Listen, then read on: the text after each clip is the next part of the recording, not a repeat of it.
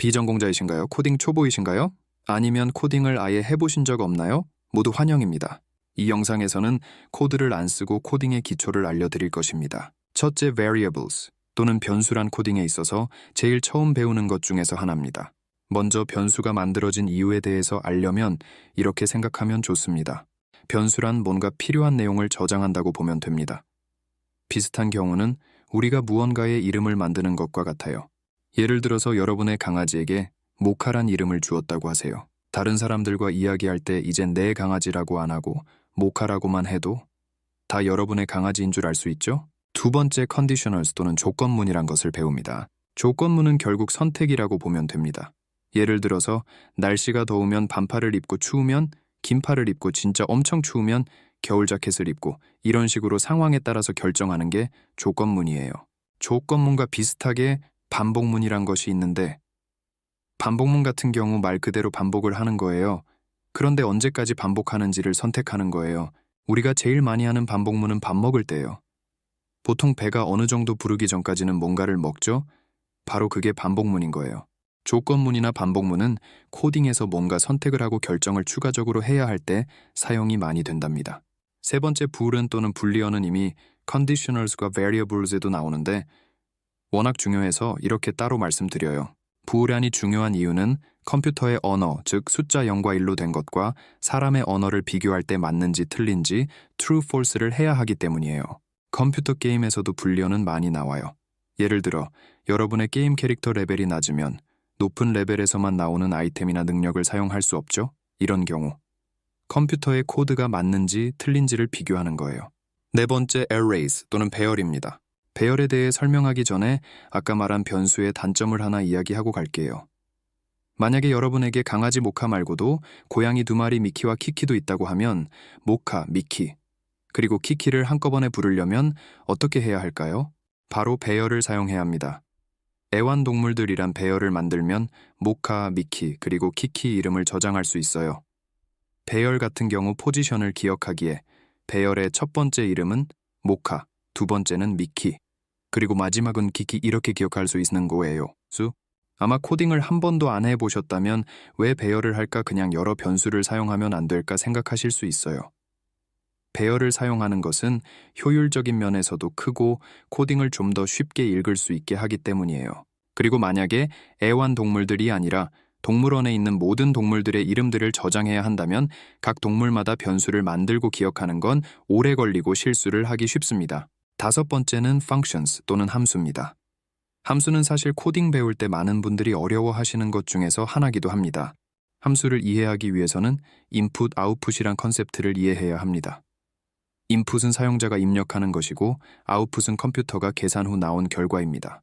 예를 들어 번역기를 생각하시면 한국어로 안녕하세요라고 입력을 하면 output은 hello라고 나옵니다. 여기서 번역기는 함수란 것이에요. 그래서 함수를 만드는 이유는 다양한 인풋을 같은 코드로 계산이 필요하기 때문이다 라고 생각하시면 될 것 같아요. 여섯 번째는 string 또는 문자열입니다. 문자열은 말 그대로 숫자가 아닌 단어들이나 문장 등을 뜻합니다. 스트링은 보통 큰 따옴표로 표현되고 작은 따옴표인 경우에는 char 또는 문자입니다. 이 둘은 다른 데이터입니다. 스트링은 친근하기 때문에 큰 설명이 필요 없습니다.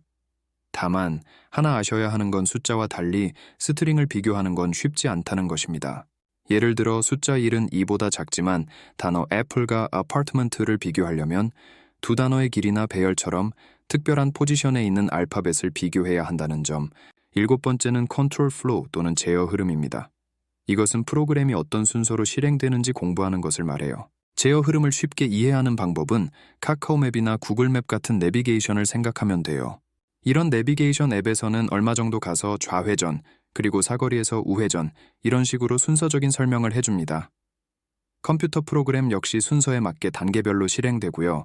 또한 갑자기 공사하는 길이 나오면 내비게이션은 다시 방향을 찾을 수 있도록 계산합니다. 프로그램도 마찬가지로 오류가 나는 것을 미리 생각해서 제어 흐름에 이런 오류를 처리하게 코드를 만들 수도 있습니다. 그리고 영어로는 asynchronous라고 하는 비동기식이라는 코드는 단계가 마무리가 안 되어도 다음 단계가 실행이 되는 경우도 있습니다. 이만큼 코딩에 있어서 제어 흐름은 무척 중요하고 비록 변수나 배열처럼 딱 정해진 컨셉은 아니지만 프로그램 만들 때 꼭 알아야 합니다. 마지막으로 스코프 또는 범위에 대해서 이야기해 볼게요. 범위는 사실 변수와 함수와도 연결되어 있는데요. 바로 범위는 저장된 내용이 코드에서 어디까지 사용될 수 있는지에 대해서 말해요. 범위는 왜 중요할까요? 코딩이 아닌 일반 예에 대해서 이야기할게요. 아까 말한 강아지 이름인 모카는 사실 초콜릿이나 커피 라떼 종류이기도 해요. 그래서 만약에 모카 어디 있어? 하면 여러분을 모르는 사람한테는 모카란 단어가 무엇을 의미하는지 모를 수 있어요. 반대로 뉴욕이란 단어를 들으면 누구든지 도시 뉴욕을 말하구나 알 수 있어요. 결국 단어에도 범위가 다른 것처럼 코드 안에서도 변수가 사용될 수 있는 공간이 다를 수도 있다. 범위는 또한 아까 말한 제어 흐름에도 중요해요. 전체적인 코드 성능이나 실행에서 불필요한 내용은 저장하지 않을 경우 꼭 필요한 범위 안에서 내용이 쓸 수 있도록 하는 거. 이게 바로 코딩을 설계하는 거예요. 이와 같이 여러분과 함께 변수, 조건문 분리언, 배열, 함수, 문자열, 제어 흐름, 그리고 범위에 대해서 이야기했어요. 그리고 이 모든 코딩 내용은 코드 한 줄도 안 쓰고 설명만으로 이야기했습니다. 여기서 잠깐 왜 이런 영상을 만들었을까요? 어떻게 코드를 안 보여주고 코딩을 배웠다고 할까요? 바로 이건 여러분이 나중에 개발자 길로 간다면 해야 할 기술 면접 이야기처럼 한 것이에요. 다만 여러분에게 질문을 한 것이 아니고 이런 코딩 내용을 말로 표현하려면 어떨지. 사실 기업에서 하는 개발에도 직접 코드를 쓰기 전에 이렇게 이야기로 먼저 코드를 만들어 봐요. 하나 더, 보통 코딩 초보나 비전공자들이 코딩을 볼 때 어려워하는 것은 코드를 어떻게 만드냐, 테스트하냐. 이런 건데 사실 그건 좀 더 나중 이야기예요. 어차피 기업에서 쓴 아주 긴 코드도 하루에 만든 것이 아니고 여러 테스트를 통과해서 만들어진 거예요. 그래서 코드를 보고 내가 이걸 어떻게 다 이해하지? 생각보다는 이 부분은 함수, 여기는 조건문. 이런 식으로 코드 한 줄 한 줄 이해를 하고 가면 도움이 될 거예요. 그리고 이 영상에 나온 내용 말고도 클래스나 오브젝트, 바이너리와 컴파일된 코드 등 여러 가지 안 나온 내용도 많습니다. 다만 여기에 나온 내용만 이해를 해도 여러분이 직접 코딩책이나 영상을 보면서 따라할 때 많이 도움이 될 거라고 생각해요. 오늘도 이 영상을 봐주셔서 감사합니다. 구독과 좋아요를 부탁드려요.